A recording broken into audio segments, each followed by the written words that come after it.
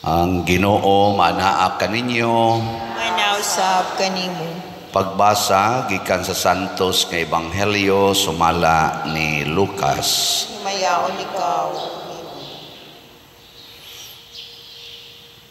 Daghang mga tao gikan sa kalungsuran nangadto kang Hesus ug sa nagkapundok na sila iyang gisulti kining sambingaya.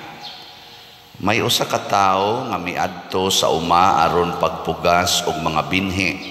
Samtang nagsabod siya, pipila sa mga binhi nahulog sa agianan, diin gitunob-tunoban kini sa mga tao o gituka sa mga langgam.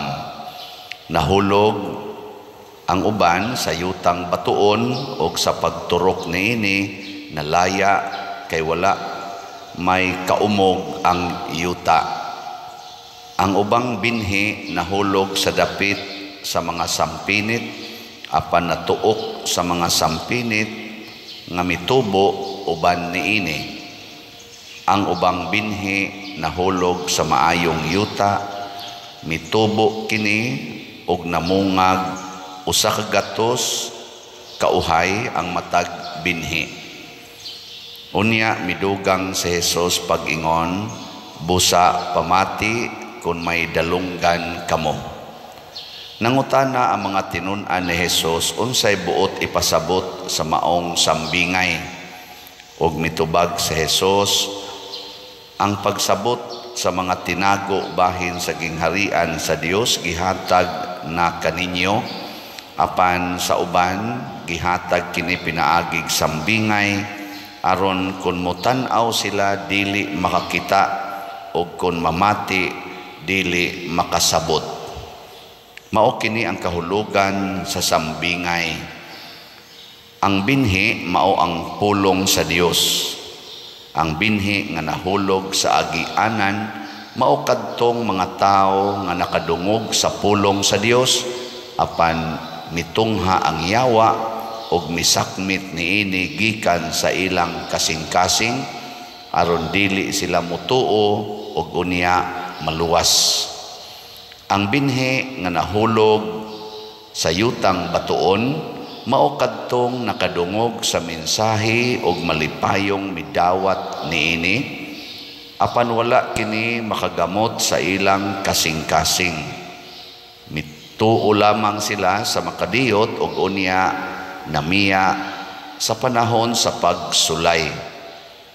Ang binhi nga nahulog dapit sa mga sampinit mao kadtong namati sa pulong sa Dios, apan ang mga kabalaka o mga bahandi ingon man ang mga kahilayan niining kinabuhia mituok kanila og wala gayud sila mahinugig bunga.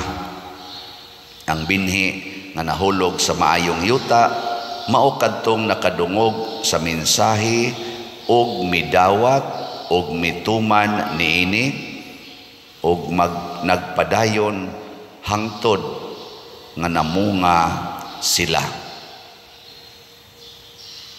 Ang Ebanghelyo sa Ginoo. Dayon ikaw, O Kristo.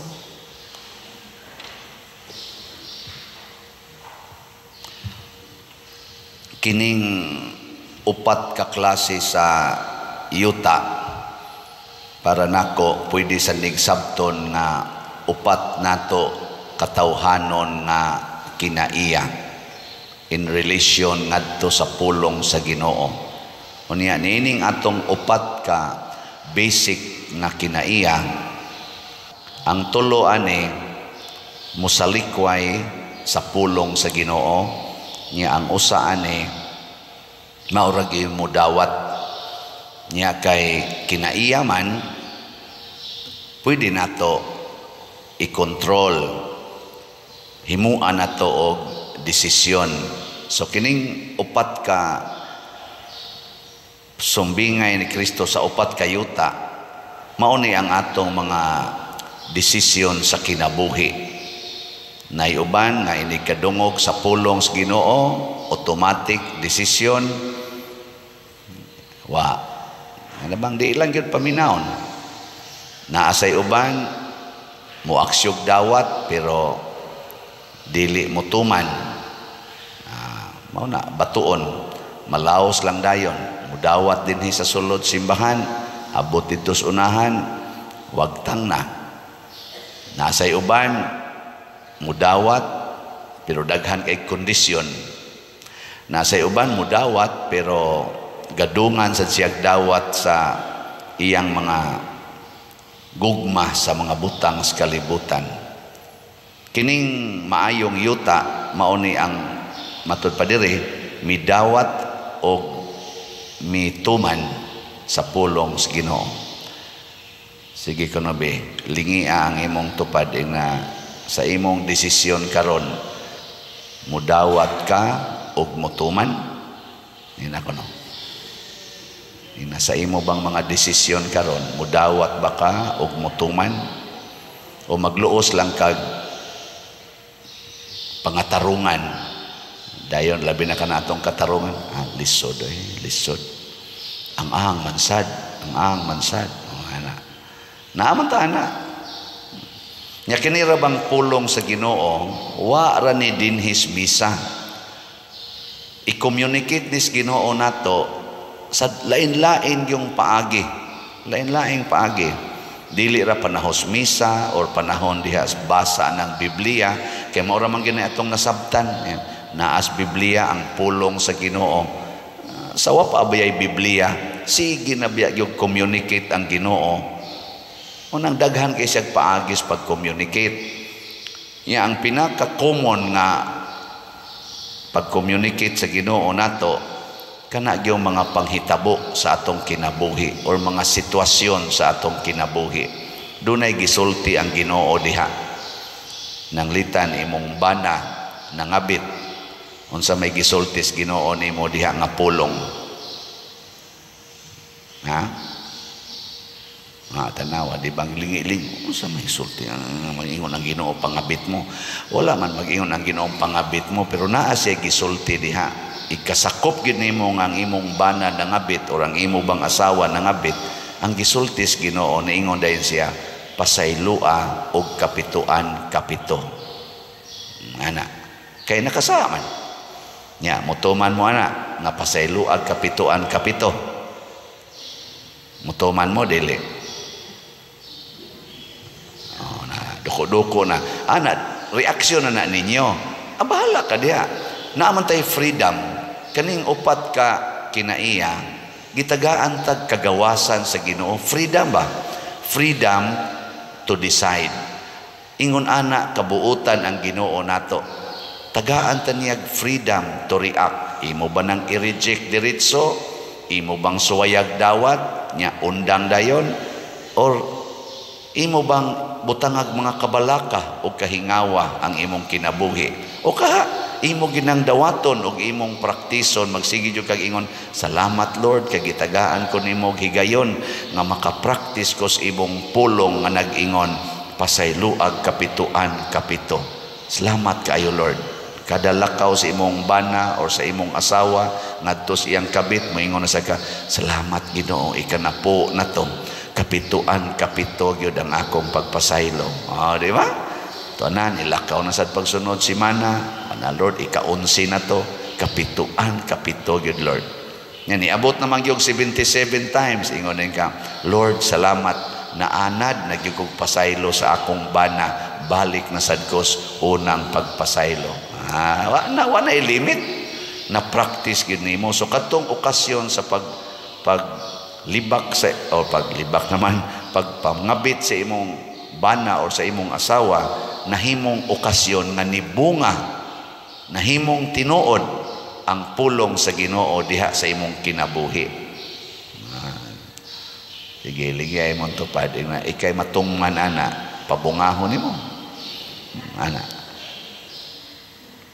Kani si Padre Pio natugkan tungod sa iyang pagpaningkamot nga mosunod sa Ginoo, labi na gyud sa mga kasakit sa Ginoo, gitagaan ni siya stigmata kaning iyang kamot, iyang tiil, amot na apil ba tong iyang kilid, ning gawas ang kanang buslot ba, nga naay magtubod nga dugo or nana, baho na siya og nana, pero ang nahitabo ang mugawa siyang kamot nga murag nana, humot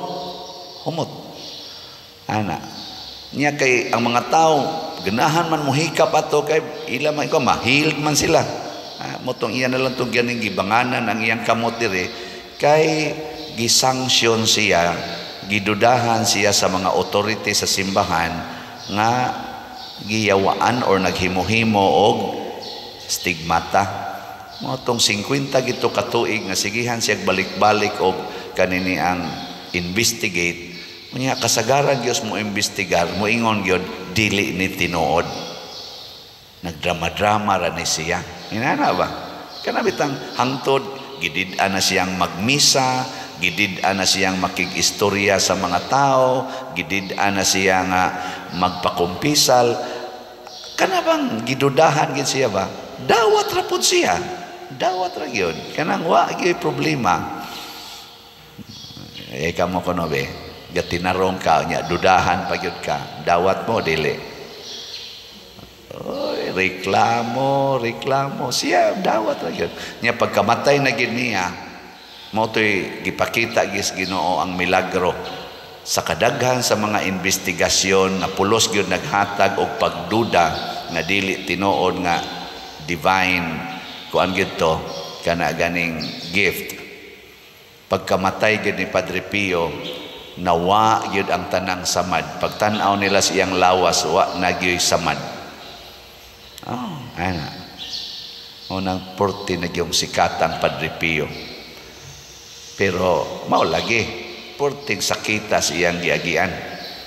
Unsa may mga prinsipyo ni Padre Pio sa pagbuntog aning mga yawanon nga kinaiya. Ang una gyud ingon siya, be careful of yourself.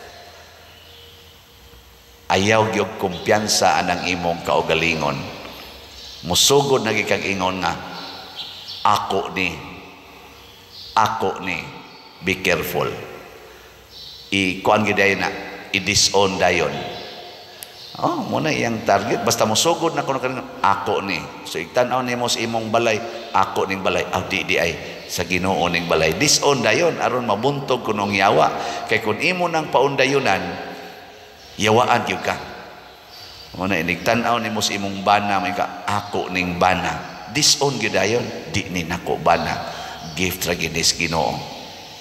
Ayaw jud kunog ang kuna. Be careful of the, sa in English, be careful of the I manage, I succeed, I sacrifice, I pray, I give. Kana mga ay. Ikaw niya og muhatag ko pader, moingon jud ko I give. Dili ko no, moingon ko no ka gisugo kos Ginoo paghatag. Na siya. Gisugo ra ko. Muna ini kiss-kiss nimo sa imong kilay, gisugo ba kos Ginoo awa di ay. Ana sa di na ka mo kiss-kiss. Igdayon nimong color sa imong buhok ay color adi di ay. Gisugo di kas Ginoo pakolore imong buhok. Nya kuyog mo sa imong uyab, moingon dayang Ginoo pag premarital sex mo. Inigingon mong I love you, careful, be careful. Labi na mong mga manag-uyab, inigingon mong I love you, siguro na nakasabot ka na. Nakasabot ka ba? Kay di ka kasabot, inigtubag niya I love you too. Gakos dayon, kinumutay dayon, patay mo diyan. Pare, mo ingos madre, I love you ter. Madre, kumpiyansa. I love you too, pader. Patay. Be careful. Kay basig, ang imong pag-ingon kuno nga, I love you, I lost you. Ang kuan, ganahan ko nimo. Mo na karon nagpuyo-puyo ang mga batanon, siging puyo-puyo way kasal. Unya ang rason I love you. Siging sex ang pariharag gender Pariharag genital organ, babae og babae, lalaki og lalaki. Unya ang girason, I love you. Wa kasabot unsa nang ilang giingong I love you. Oh. Hilingi ay mong tupad. Nakasabot ka ng I love you. Sige, ngutan na. Pangutan wa mo mulingi. Oh, I love you. Asan mo kasabot? Pangutan ako. Nakasabot ka pa der. Pangutan ako ba? Sige na. Oh, watak sabot eh. Ang kanang love is God. God is love. Love is God. Moingon gani kang I love you. Pasabot ana I God you.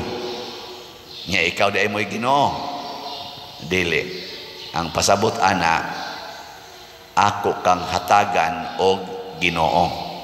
Nya ang Ginoo mohimo day nag mga laway nga mga buhat. Mohimo dili. Wa gina sa ato pa tagaan ti kag purity, tagaan ti kag holiness, tagaan ti kag virginity, tagaan ti ka og grasya, dili disgrasya. Muna ini kabuntis na dayog ingon na disgrasya. Patay. Mao na ang ay nga ang sunod nga paagi ni Padre Pio para kita makabuntog aning yawa mao ang pag-antos. Ang pag-antos. Kanang pag-antos mo na ato din hing role, no? Ay nga kanang magdamog bata nya antosonon igawas o sa antosa ngadtog butang sa gawas, kundi kay kanang bata di man na mo antos so dadon ani mo sa gawas antosonon as ginikanan, di ba? Cellphone mo tingog ihapak o sa salog aron matay makuyapan mo na antosonon na, di ba? Imong silingan manlibak nimo antosonon. Kana kuno inigabot sa mga pag-antos paglipay matod pa ni Padre Pio nganuman mauna ng okasyon nga ikaw makabuntog sa yawa kay ang pag-antos nato makabuntog sa yawa nga nagsigig hulhog nato niining mga pleasures o greediness sa kalibutan.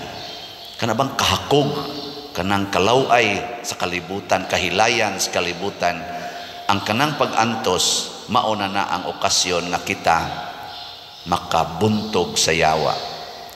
Muna paglipay jud kunog naa kay pag-antos. Mo tong sa iyang mga pag-antos, dudahan siya, sakit pa kay itong iyang stigmata. Iya gitong gidawat nga malipayon. Kanibitang atong pagpamaligyag slat dinhi. Antosonon bayana, di ba? Ay be, kamo sige mo palit og slat. Wa no. Di man mo antos. Nasway kanang inyong kwarta ipalit og slat, di ba maglakaw na lamog uli sa inyo. Di antos. Mabuntog na gid akong yawa sa kahakog. Ana. Antosono na nato bitang slat karon daghan namang ni antos kuyog nato. Tanawa ang atong holy pads, ang atong halin 32,897 slots na. Pakpakan na to ang miantos o palit. 67,103 pa ang available. Kining igsulti na ko aning slots nga napay available. Unsa man na? Pulong nas Ginoo o pulong sa yawa? Pulong nas Ginoo. Sitwasyon man na nga gikinahanglan sa atong simbahan. Unya ang atong 30 slot challenge as of yesterday nanatay na dawat nga 152 ka 30 slot challenge. Nga pakpakyapon sa 30 slot challenge. Ang ato sang sa tingan atong DSAP nganing atong investment slots 140 man As of yesterday, nanay ni pledge nga niabot nag 25 ka slots. Oh, pagpakyapon. 25 slots. Kibaw ba mo tagpila to ng slots aning atong investment slots? Tag 500,000. Oh, para ni sa atong panandoy makapalitan ng yuta diha. Ang duha ni ining 25 nihatag na sa ilang actual nga kwarta investment. Duha ani pulos gyud touching ang ilang gibuhat ning anhi dinhi unya ning hatag. Motoy una ang ikaduha gahapon gihimo or gabi ba to nigikan siya sa ila og alas 5 hapon, layo-layo man dito man sa dapit sa Talisay. Nya niabot siya dinhig mga alas 8 gabi aron lang paghatag sa iyang disap nga 1 slot. Oh. Ni antos gid ba? Antos nagkasaag-saag pa, nag-commute ra. Ang iya kuno gisigig ampos Ginoo, sigon siyang giistorya diri nga gi-communicate sad nga rin ako nga ako lang gid unta ning mahatod, maabot lang gid unta ning ngadto sa San Vicente Ferrer. Abot gid siya dinhi. Wa na, mingaw na ta diri. As 8 nas gabi antos gyud. Kamo og ingon ana, agian mong traffic perting trapika, mulahos pa mo.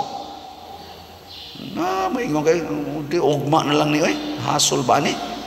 Lahos gid siya diri. Muna kining mga tawhanang ni Antos, congratulations. Dako gyud mo gracias Ginoo. Mahimo gyud mong mga santos. Muna ang pulong sa Ginoo mga igsoon, depende na nato og mo desisyon batang mudawat o dili. Aron dili ta kabalibad matud pang Padre Pio mo sa gibuhat sa tanang mga santos, ayaw gyud sunda ang imong kaugalingon. Kanang mayong kang ako or I. Si San Vicente Ferrer kanang iya dihang sayings mausad na ang iyang pupariha rasad. In everything you do, saman, think not of yourself but of God. Mao na ang self gyud, self denial. Nya kinisang mga maayong yuta or maayong kasing-kasing midawat sa pulong sa Ginoo og mituman niini way paghunahuna unsay dangatan sa kaugalingon. So inaut unta maingon ani tang tanan, sige lingi ay imong tupad katapusang lingi basig wa na naugma ing na sugod karon ato nang isalikway ang atong kaugalingon ing na siya. Bulahan ang nilingi kanang wa mulingi bahala na mo diya. Sige manindog na ta.